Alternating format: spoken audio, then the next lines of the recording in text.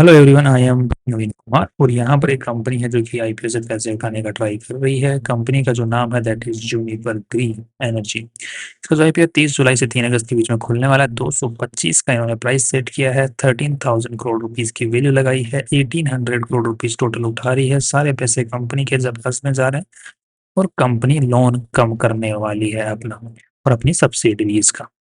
अब ये basically company करती क्या है, तो कंपनी बिजली बेच के पैसे कमाने का काम करती है। बिजली रिन्यूएबल एनर्जी, रिन्यूएबल रिसोर्सेज से बिजली बनाती है, जिसके अंदर में सोलर, विंड और सोलर और विंड आते हैं। तो ये जो है प्लांट्स लगाती है। कुछ सोलर के प्लांट की तो उसमें पूरा सोलर सोलर प्लेट्स लगी हुई है, वहाँ से इलेक्ट्रिसिटी जनरेट होती है। फिर कोई प्लांट ऐसे हैं जिनमें विंड एनर्जी है, तो विंड मिल्स लगे हुए हैं, तो वहाँ से इलेक्ट्रिसिटी जनरेट होती है। कुछ WSH हैं, विंड और सोलर हाइब्रिड, जिसके अंदर में सोलर प्लांट्स भी लगे हुए हैं और विंड मिल्स भी लगे हुए हैं। तो दोनों का कॉम्बो है। तो वहां पे रात को भी बिजली बनती है, दिन में भी बिजली बनती है।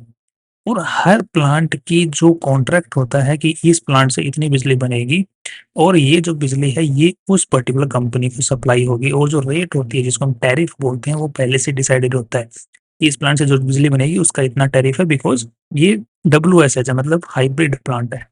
हाइब्रिड प्लांट है मतलब 24 घंटे बिजली मिलेगी सामने वाली जो पार्टी है, तो उसका टैरिफ अलग रहेगा। सोलर प्लांट है मतलब सिर्फ दिन में बिजली बनेगी, रात में नहीं बनेगी, इसका मतलब उसकी टैरिफ जो है वो अलग रहेगी, कम रहेगी ऑब्वियसली। विंड मिल की तो यूजुअली जो है सोलर की 3 रुपए के आसपास में इन्होंने जो है टाइप्स कर रखे हैं टैरिफ से। एंड विंड मिल के लगभग 3.5 रुपए और WSH के इन्होंने 3.5 रुपए के आसपास में। और एक थर्ड इनके पास में कॉन्सेप्ट है that is firm and dispatchable renewable energy FDRE। इसके अंदर में सोलर, विंड और BESS सिस्टम लगा होता है, मतलब बैटरी सिस्टम लगा रहता है कि उसके अंदर में 24 घंटे एक फिक्स अमाउंट ऑफ बिजली सप्लाई होती ही रहेगी एट एनी कॉस्ट, राइट। कि चाहे उस वक्त विंड मिल काम कर रहा है नहीं कर रहा, तो भी जो बैटरी स्टोरेज है वो सप्लाई दे रहा होगा। दिन में सोलर सप्लाई दे रहा है, अगर ज़्यादा बन रही है तो वो फिक्स एक सप्लाई देते रहेंगे, उस वक्त बैटरी चार्ज हो जाएंगी। तो FDRE की सबसे ज़्यादा रेट होती है, टैरिफ होता है। सब जो कस्टमर है सबसे ज़्यादा पे करने को तैयार है, तो इसका 4.5 से 5 रुपए के आसपास में पे करते हैं कस्टमर। और ये कंपनी आई थिंक, जहाँ तक मेरे को याद है, ये फर्स्ट कंपनी जिसने FDRE जो है कमीशन किया था, सेटअप किया था। और ये कंपनी जो है प्लांट बनाती भी है, साथ में ऑपरेशनल मैनेजमेंट भी देखती है। अब ऑब्वियसली ऑपरेशनल मैनेजमेंट को देखना ही पड़ेगा, बिकॉज ये बिजली बनाने के बाद में बेच रही है, तो बेचने का काम कर रही है, तो ऑब्वियसली उसको ऑन करेगी जब तक उसकी लाइफ है। अब ये जो जमीन लेती है वो लीज पे लेती है, मोस्टली गवर्नमेंट से। और 25-30 साल के लिए लीज पे लेती है, फिर उस पर प्लांट डेवलप करती है और फिर बिजली सप्लाई करती है। That's their model. तो थोड़ा सा हम लोग बैलेंस शीट को समझने की कोशिश करते हैं। तो कंपनी की बैलेंस शीट की साइज है लगभग 19,000 से 20,000 करोड़ के आसपास की। ये जो डेटा है ये मिलियंस के अंदर में है। एंड इसमें से अगर इन्वेस्टर्स का पैसा देखा जाए तो that is around 12,000 crore, sorry this 3,500 crore के आसपास में। और कंपनी ने अपनी जो वैल्यू लगाई वो 13,000 करोड़ के आसपास में लगा। दैट मीन्स की PB रेशियो जो है कंपनी का बिफोर दी IPO लगभग 4 का है। आफ्टर दी IPO 1,800 करोड़ रुपए कंपनी के पास में और चले जाएंगे। आफ्टर दी IPO 2.2 के आसपास का PB रेशियो बन जाता है, जिसको अगर हम लोग कंपेयर करके देखते हैं एक्मे सोलर होल्डिंग के साथ में, तो इसका 4.34 का है। दैट मीन्स थोड़ी बहुत PB रेशियो वाइज वैल्यू है। अब कंपनी मोस्टली जो पैसा खर्च कर रही है वो डेट को कम करने में करने वाली है, और उसके अंदर में जो जो लाइबिलिटी है ये वाली एंड ये वाली दोनों का मिक्सचर है। तो लगभग टोटल मिला के आज के दिन कंपनी पर डेट है 11,000 प्लस 1,600, मोटा मोटा 13,000 करोड़ के आसपास का। उसमें से 1,400 करोड़ का, लगभग 1,400 करोड़ का डेट कंपनी करने वाली है। 1,800 करोड़ में बाकी जनरल कॉर्पोरेट पर्पसेज में जाने वाला है। तो लगभग 11,500 करोड़ का डेट फिर से रह ही जाने वाला है कंपनी पे। सो मोटे तौर पे देखा जाए तो कंपनी का जो डेट टू इक्विटी रेशियो है वो लगभग 2.2 के आसपास का निकल के आता है। 2.2 2.3 के आसपास। अगर इसको हम एक्मे सोलर होल्डिंग के साथ में कंपेयर करते हैं तो इसका 4 के आसपास में है। That is again great. इसको अगर NTPC ग्रीन एनर्जी के साथ में कंपेयर करते हैं तो इसका 1.67 का इसके मुकाबले बुरा है। एंड इसका अगर प्राइस टू बुक वैल्यू देते हैं 4 का, लगनी इसके मुकाबले IPO वाली कंपनी अच्छा कर रही है, मतलब जूस छोड़ रहा है थोड़ा बहुत। बट अभी स्टोरी पूरी नहीं हुई है, लेट्स प्रोसीड फर्दर। अब यहाँ पे देखने को मिल रहा है कंपनी का जो बोरोइंग्स है वो हर साल बढ़ रही है। यहाँ पे डबल हो गई, यहाँ से यहाँ पे डबल हो गई। इस साल जो है अगले साल में हो सकता है कि यहाँ से और डबल हो जाए। तो ये कंपनी कर क्या रही है ये लाइबिलिटीज का, तो ये कंपनी जो है प्लांट्स लगा रही है। जैसे मैंने बताया ना कि प्लांट्स लगाती है कंपनी को, प्रोजेक्ट मिलते हैं। प्रोजेक्ट मिलने के बाद में कोई कंपनी बोल रही है कि मुझे FDRE सेटअप करवाना है और मैं इतना टैरिफ देने के लिए तैयार हूँ। तो ये कंपनी उनसे प्रोजेक्ट ले लेती है और एक प्लांट अपने नाम पे सेटअप कर लेती है और वो बिजली सप्लाई देना चालू कर देती है। सो इनको अवार्ड पहले ही, मतलब काम पहले ही मिल जाता है, फिर ये काम चालू करती है कंपनी। तो इसके पास में ऑलरेडी अवॉर्डेड प्रोजेक्ट्स पड़े हुए हैं और कुछ अंडर कंस्ट्रक्शन है और कुछ कमीशन हो चुके हैं। दैट मीन्स उनसे सप्लाई भी चालू हो चुकी है, पैसा आना चालू हो चुका है। मोस्टली जो प्रोजेक्ट्स हैं ये पूरे लोन से ही कंपनियां कंप्लीट करती हैं। अब कंपनी का रेवेन्यू किस प्रकार है, तो यहाँ पर लगभग 400 यहाँ पे 550 और यहाँ पर लगभग 800 तो लगभग मोटा मोटा देखा जाए तो कंपनी का रेवेन्यू अच्छे तरीके से इंक्रीज हो रहा है। बट अगेन यहाँ पर हम लोग नेट प्रॉफिट देखते हैं तो 40 नेट प्रॉफिट में फर्क नहीं पड़ रहा जबकि रेवेन्यूज इंक्रीज हो रहे हैं। ऐसा क्यों हो रहा है? बिकॉज कंपनी ने सारा काम मोस्टली नेट डेट लेके करती है, तो सारा पैसा तो बैंक वाले ले जाते हैं। 400 यहाँ पर इंटरेस्ट मिलेगा बैंक वाले, यहाँ पे 250 इंटरेस्ट मिलेगा, यहाँ पे 200 इंटरेस्ट मिलेगा। ये तो सिर्फ इंटरेस्ट पेमेंट है। इसके अलावा जो ईएमआई बनती है तो ईएमआई के अंदर में प्रिंसिपल अमाउंट भी जाता है, तो इसको हम लोग as a depreciation amortisation expense वाले को दे सकते हैं। तो पीछे बचता ही नहीं है कुछ। तो कंपनी के नेट प्रॉफिट सैंपल हो रखे हैं चाहे कितना भी रेवेन्यू आए। अब जब आईपीओ के पैसों से जो डेट है वो कम होगा तो वहां पे इंटरेस्ट कॉस्ट बचेगी, राइट। लगभग कितनी इंटरेस्ट कॉस्ट बचेगी? तो 1400 रुपए के आसपास जा रहे हैं लगभग। ऑन एन एवरेज 9% का कंपनी का इंटरेस्ट रेशियो है, मतलब इंटरेस्ट पे करती है हर साल। तो लगभग 130 रुपए का इंटरेस्ट पे करती है कंपनी। उसमें फिर कंपनी टैक्स पे करेगी। टैक्स पे करने के बाद में जो पीछे पैसा पैसा बचेगा वो नेट प्रॉफिट में जाएगा। तो मोटे मोटे तौर पे 110 करोड़ या 100 से 110 करोड़ बनता है। उसको अगर हम लोग यहाँ पर ऐड कर देंगे तो लगभग 150 करोड़ के आसपास की कंपनी का नेट प्रॉफिट बनता है आफ्टर दी आईपीओ। उसी के हिसाब से कंपनी का पी रेशियो निकलेगा। तो लगभग 150 करोड़ के हिसाब से अगर देखा जाए तो कंपनी ने वैल्यू लगाई है 13,000 करोड़ की। तो यहाँ पर हम लोग पी रेशियो निकालने की कोशिश कर लेते हैं। तो 13,000 करोड़ डिवाइडेड बाय 150 करोड़, मोटे मोटे तौर पे यहाँ पे 86 का पी रेशियो निकल के आ रहा है। जिसको अगर हम लोग कंपेयर करते हैं यहाँ पर तो वो निकल के आ रहा है इसका 128, इसका निकल के आ रहा है 51 का। तो नॉर्मली ये भी प्राइवेट कंपनी है और NTPC green energy private company नहीं है, राइट, ध्यान रखना।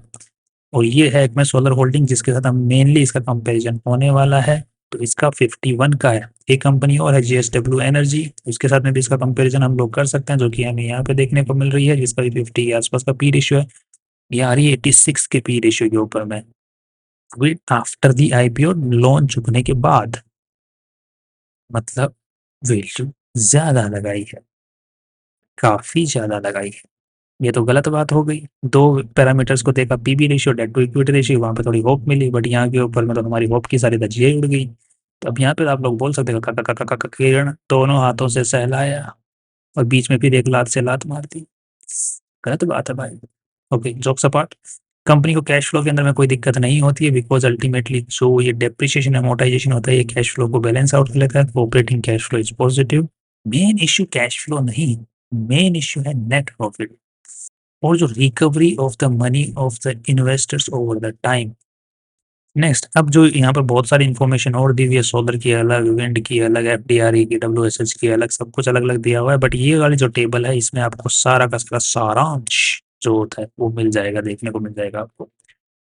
यहाँ पर आपको देखने को मिला कि इस वक्त जो गवर्नमेंट्स का मोस्टली फोकस है वो बीईएसएस सिस्टम पे है या फिर 24 आवर्स इलेक्ट्रिसिटी सप्लाई सिस्टम के ऊपर, वो भी रिन्यूएबल रिसोर्सेज से। अब जब से एफडीआरए कॉन्सेप्ट आया है, डब्ल्यू एफडीआरई कॉन्सेप्ट या फिर बीईएसएस सिस्टम जब से कॉन्सेप्ट आया है तब से मोस्टली जो कंपनियां हैं वो इसी पीच पे काम कर रही है कि भाई हमें ऐसा सिस्टम बना के दो कि 24 घंटे बिजली मिलनी चाहिए। हमें नहीं चाहिए कि दोपहर के टाइम पे अच्छी खासी बिजली मिल रही है फिर शाम को हम फिर से कोयला जला रहे हैं। ये सिस्टम नहीं चाहिए हमें। बिकॉज गवर्नमेंट का जो एम्बिशन है वो आई थिंक 2050 तक के अंदर में 50% एनर्जी एफिशिएंसी जो एनर्जी सप्लाई है वो लगभग रिन्यूएबल रिसोर्सेज से आएगी, ऐसा मानना है गवर्नमेंट का।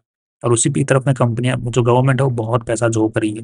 उस पर हमने अलग से वीडियो भी बनाई जिसको आप लोग चेकआउट कर सकते हैं, BeES system, right.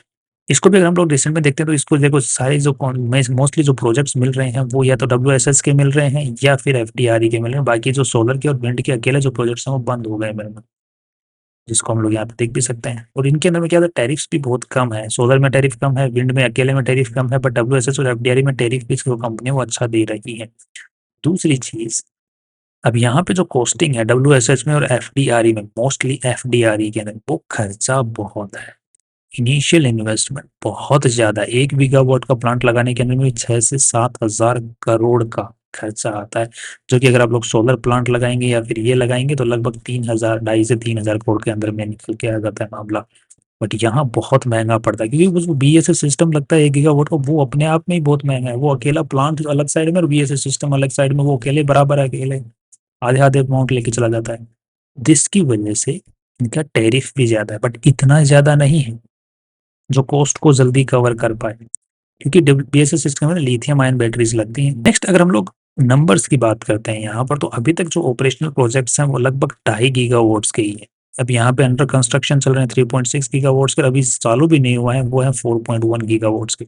So mostly अगर टोटल कैपेसिटी जो कंपनी जो बोल रही है कि दिसंबर 2027 तक सारे के सारे जो प्रोजेक्ट जिन पे काम कर रही है वो कमीशन होने के चांसेस हैं।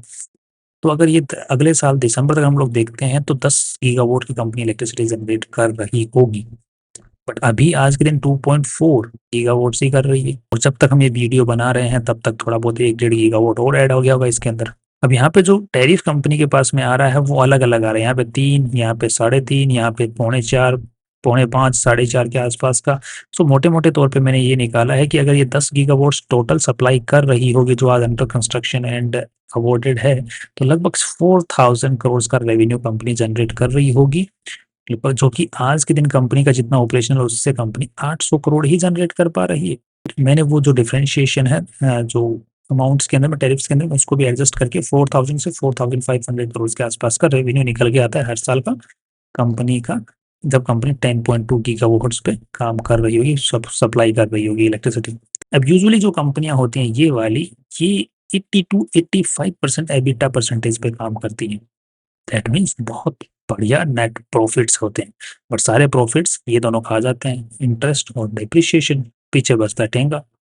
दूसरी चीज, अभी तक जो कंपनी है वो मोस्टली अंडर कंस्ट्रक्शन है। दैट मीन्स कि इस कंपनी को जो काम है वो पूरा करने के लिए अभी भी मोस्टली, क्योंकि मोस्टली जो काम बचा हुआ एफडीआरई का सबसे ज्यादा और सबसे ज्यादा खर्चा वहीं पे होता है, तो 20 से 25,000 करोड़ का कंपनी को हो सकता है कि नया लोन लेना पड़े। तो इसकी लोन बुक जो है ना वो पूरी की पूरी धज्जियां उड़ने वाली है, जो डेट टू इक्विटी रेशियो की पूरी धज्जियां उड़ने वाली है जब तक ये प्रोजेक्ट कंप्लीट होने वाले हैं। अब आपने एक चीज पे ध्यान दिया ही होगा कि कंपनी के जो प्रमोटर्स हैं उनके पास में 85% मालिकाना हक आफ्टर दी आईपीओ रह जाने वाला है। दैट मीन्स ये तो श्योर है कि कंपनी और पैसा रेज करने वाली है, बिकॉज प्रमोटर्स को अपना स्टेक कम करना पड़ेगा।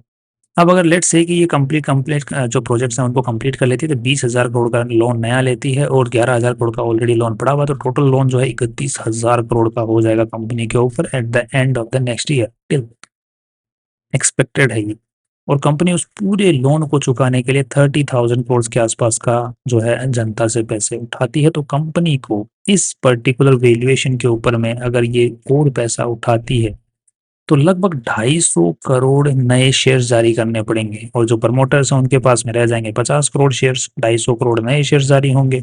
तो प्रमोटर्स का जो परसेंटेज रेशियो है, total number of shares 300 crore, 250 crore जनता के पास होंगे, वो बाकी उनके पास में होंगे, तो जो परसेंटेज रेशियो है वो 17-18% जो है प्रमोटर्स की होल्डिंग रह जाएगी। अब ये चीज प्रमोटर्स होने नहीं देंगे, क्योंकि इतनी कम होल्डिंग प्रमोटर्स नहीं होने देंगे, ऑब्वियस सी बात है। तो या तो वो लोन को कंटिन्यू करेंगे कि लोन अपने आप टाइम के साथ में चूकता जाएगा और पीछे जो नेट प्रॉफिट बच रहा है उसको कम जो है वो डिविडेंड के तौर पे इन्वेस्टर्स को या फिर खुद को दे देंगी, या फिर इस कंपनी का जो प्राइस है, जिस प्राइस के ऊपर में आज के दिन कंपनी आ रही है, वो प्राइस है आज के दिन लेट से 225 करोड़ रुपए। इसकी अगर प्राइसिंग को कंपनियां जिस तरीके से भी प्रमोटर्स जो है वो किसी इन्फ्लुएंस से या फिर कोशिश करके इसके स्टॉक प्राइस को ऊपर चढ़ा दें जैसे भी, और फिर जनता से नया पैसा उठाती हैं बहुत ज्यादा अमाउंट के ऊपर में, मतलब एक साथ में नहीं, बारी बारी के अंदर में, तो कंपनी जो है, जो कंपनी के प्रमोटर्स हैं वो अपनी होल्डिंग को, मतलब जो परसेंटेज इस कंपनी के अंदर मालिकाना हक है उसको लगभग 30 से 40% तक रख पाएंगी, और स्टिल जो है लोन है वो अच्छा खासा रिकवर भी कर पाएंगी। तो ये जो उम्मीद है कि जो प्रमोटर्स हैं, जो मैनेजमेंट है, अपनी जो प्रमोटर्स हैं मेनली, वो अपनी होल्डिंग को ज्यादा से ज्यादा बचाने की कोशिश करेंगे, जिसकी वजह से वो स्टॉक प्राइस को ऊपर ले जा करके फिर नया पैसा रेज करेंगे और उससे डेट कम करेंगे, जो कि प्रोजेक्ट्स को कंप्लीट करने में काम आएगा। वो जो एक्सपेक्टेड है कि ये लोग हो सकता है कि इसके स्टॉक प्राइस को ऊपर लेके जाए, सिर्फ उसी वजह से इस कंपनी में मेरे को वैल्यू दिख रही है आज के दिन। उसके अलावा अगर देखा जाए तो इसके जो कंपनी के जो लोग हैं ना, जो इस कंपनी की वैल्यू लगाई है, जिन लीड मैनेजर्स, ये लीड मैंने से ज़्यादा वैल्यू लगाने की कोशिश करते हैं, तो ये ऑलरेडी आज के हिसाब से हाईएस्ट इन्होंने वैल्यू लगा ली है। फ्यूचर के अंदर में जो मैंने आपको स्टोरी बताई उसके हिसाब से ये स्टॉक को ऊपर जा सकता है। उसके अलावा आज के दिन कुछ जूस तो बचा नहीं है। सो लिस्टिंग गेन अगर मिल सकता है तो वो हवा बनने की वजह से मिल सकता है, जो कि अगर हम लोग चेक करते हैं यहाँ पर तो लगभग हवा बन रहा है आज के दिन 6-7%, जो कि कुछ खास नहीं है। उसके अलावा अगर देखा जाए तो लॉन्ग टर्म के हिसाब से, शॉर्ट टर्म के हिसाब से, लॉन्ग टर्म के हिसाब से I am not that positive in the company, and short term के हिसाब से I am not that positive, but जो स्टोरी मैंने बताई प्रमोटर्स वाली उसके हिसाब से एक रिस्क लिया जा सकता है। बाकी डेट के जाल में पूरा ही गिरने वाली है, फिर उसको वापस निकाला जाएगा, और जब निकाला जाएगा तो वैल्यूएशन इनको आगे बढ़ानी पड़ेंगे। अगर नहीं बढ़ाएंगे तो कंपनी की वैल्यू ऑलरेडी तो मतलब इतनी ज़्यादा बढ़ जाएगी कि जो इन्वेस्टर्स हैं उनको कुछ ज़्यादा जूस इसमें नजर आएगा भी नहीं। तो आप जो आईपीओ स्ट्रेटजी है उसको फॉलो कर सकते हैं इसके अंदर में, लिस्टिंग होने के बाद में अगर लेट्स से कि प्रमोटर्स को टाइम के साथ में ऊपर ले जाने की कोशिश करते हैं, या फिर किसी भी इन्फ्लुएंस से या फिर किसी भी तरीके से अगर इसको बाकी जो लोग हैं, जो बड़े लोग हैं जो पैसा लगाते हैं, वो अगर इसमें इन्वेस्ट करते हैं, ऊपर जाता है, तो आप आईपीओ स्ट्रेटजी को फॉलो कर सकते हैं, जिसका लिंक मैंने डिस्क्रिप्शन में दे रखा है। एक भाई ने पूछा था कमेंट में कि उसका लिंक है, तो डिस्क्रिप्शन में दिया हुआ उसका link, you can check that out. Finally see you.